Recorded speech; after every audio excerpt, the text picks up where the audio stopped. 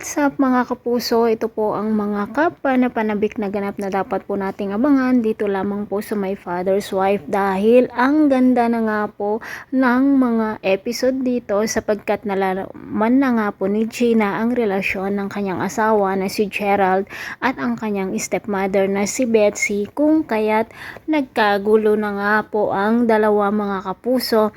Hinabol nga ni Gina itong si Betsy dahil tumakbo nga po hanggang dito sa tindahan ng mga karne at dito nga po sila nagbardagulan.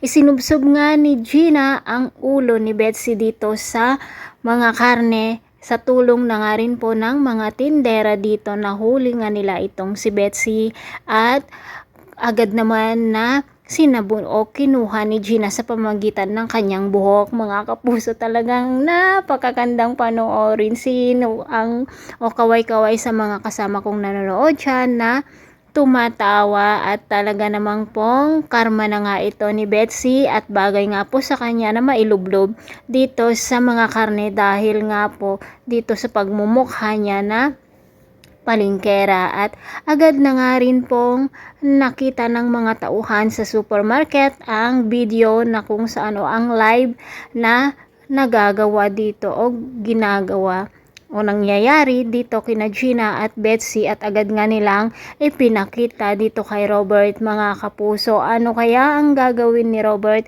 kapag malaman niya na si Betsy at ang kanyang manugang na si Gerald ay magkalaguyo? Sa mga kapuso, hindi na nga talaga mapapatawad ni Gina ang kanyang asawa na si Gerald at deserve nga ng mga manloloko ang nangyayari ngayon sa kanila. Talagang ang galing-galing at ang ganda na nga po ng mga episode dito kaya't pakatutukan po natin lagi ang My Father's Wife.